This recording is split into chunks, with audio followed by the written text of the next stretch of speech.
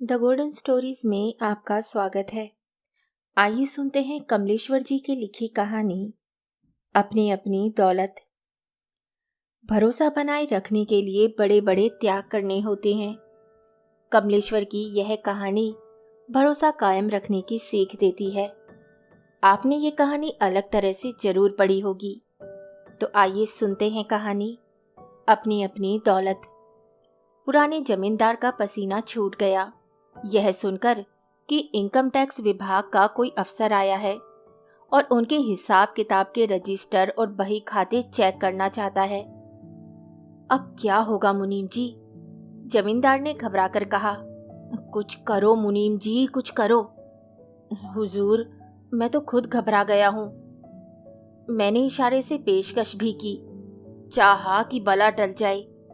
1 लाख तक की बात की, लेकिन वह तो टस से मस नहीं हो रहा है। मुनीम बोला, तो हे भगवान, मेरी तो सांस उखड़ रही है। तब तक रमुआ पानी ले आया। जमींदार ने पानी पिया, पर घबराहट कम न हुई। हिंदू है कि मुसलमान? जी सिख है, सिख। तो अभी लस्सी वस्सी पिलाओ, डिनर के लिए रोको, सोडा पानी का इंतजाम करो। फकीरे से बोल 3-4 मुर्गे कटवाओ और उनसे कहो हम सारा हिसाब दिखा देंगे। पर आप शहर से इतनी दूर से आए हैं, हमारे साथ डिनर करना तो मंजूर करे। मुनीम घबराया हुआ चला गया। 5 मिनट बाद ही मुनीम अफसर को लेकर जमींदार साहब के प्राइवेट कमरे में आया। जमींदार साहब ने घबराहट छुपाकर कहा। लपकते हुए उसका स्वागत किया। उसे एक खास चांदी वाली कुर्सी पर बैठाया। आइए हुजूर, आइए, तशरीफ रखिए। यहाँ गांव में तो आपको बड़ी तकलीफ होगी। जमींदार साहब ने अदब से कहा। अब क्या करें जमींदार साहब, हमें भी अपनी ड्यूटी करनी होती है, आना पड़ा। अफसर बोला। तब तक लस्सी के गिलास आ गए। यह लीजिए हुजूर, लीजिए। जमींदार साहब बोले, शाम को हम और आप जरा आराम से बैठेंगे। आप पहली बार तशरीफ लाए हैं? जी हाँ, जी हाँ। लेकिन मुनीम से कहिए पिछले 3 सालों के हिसाब किताब के कागजात तैयार रखें। जमींदार के फिर पसीना छूट गया। उसने खुद को संभाला, पसीना पोंछकर बोला, अरे हुजूर, पहले शाम तो गुजारिए, फिर रात को आराम फरमाइए। सुबह आप जैसा चाहेंगे वैसा होगा। तभी नौकर ने आकर मालिक को जानकारी दी। मालिक, रात के लिए फकीरे के यहाँ से कटे हुए मुर्गे आ गए हैं। मालकिन पूछ रही है कि चारों शोरबे वाले बनेंगे या आधे भुने हुए और आधे शोरबे वाले।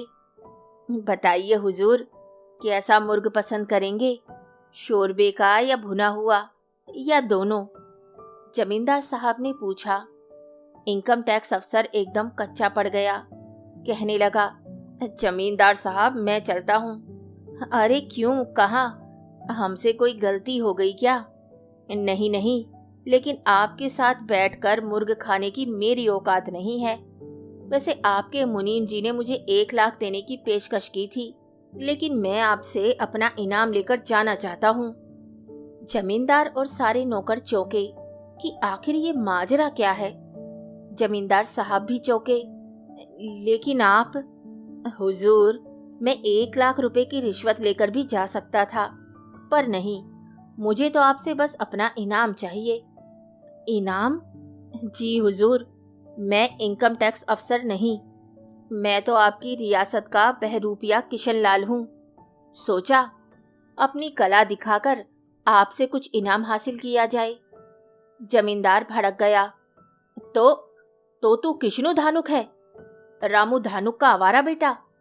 अरे हरामजादे, तेरी वजह से मुझे हार्ट अटैक भी हो सकता था। तेरा इनाम विराम तो गया भाड़ चूल्हे में। अगर सदमे से मुझे कुछ हो जाता तो?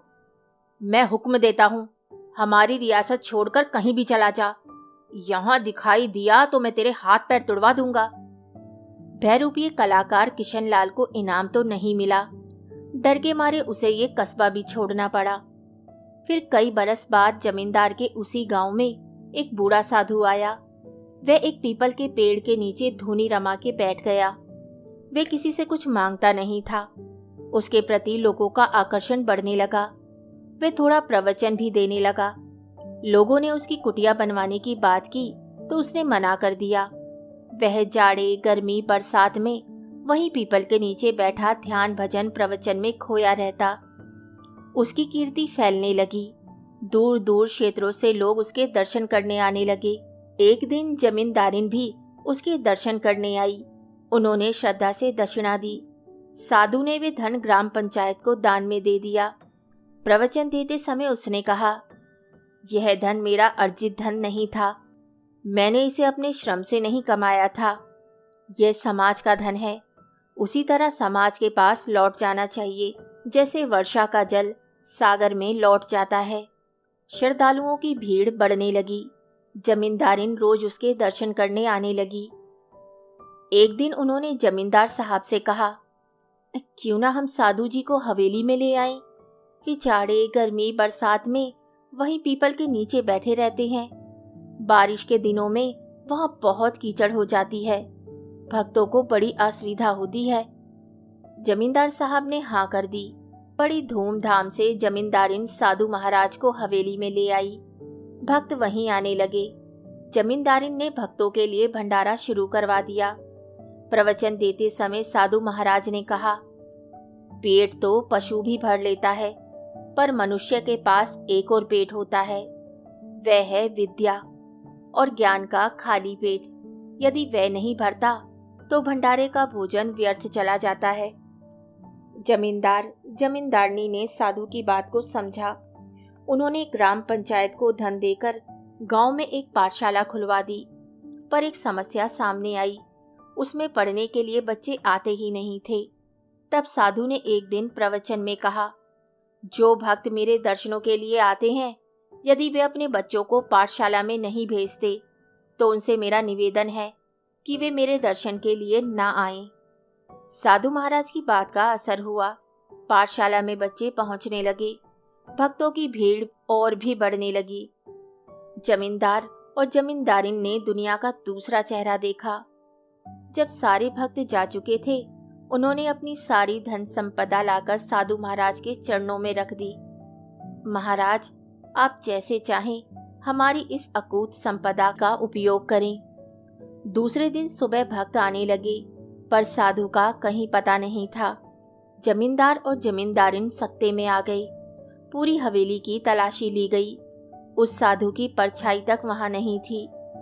वह साधु सारी धन संपदा लेकर चंपत हो चुका था। जमींदार और जमींदारिन के साथ बहुत बड़ा धोखा हुआ।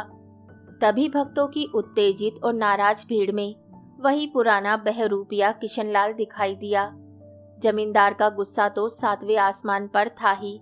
वे भड़क उठे, इतने बरसों बाद किशनु तू यहाँ? मैंने तो तुझे देश निकाला दिया था। तू यहाँ क्या करने आया है? हुजूर, मैं अपना इनाम लेने आया हूँ। किशनलाल ने अदब से कहा, कौन सा इनाम? किस बात का इनाम? हुजूर, पिछला इनाम भी जो आपने नहीं दिया था, और इस बार का इनाम भी। इस बार का इनाम?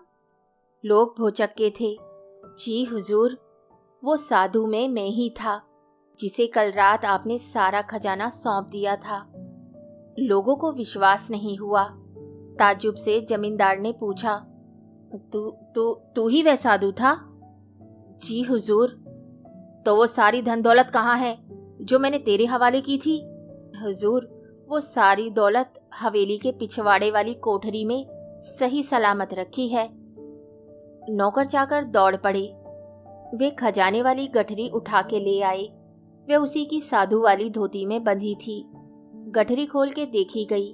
सारी दौलत के साथ ही उसमें उसकी दाढ़ी मूछ भी रखी थी। उसका गेरुआ कुर्ता और रुद्राक्ष की माला और अन्य मालाएं भी जो वे साधु के रूप में पहनता था।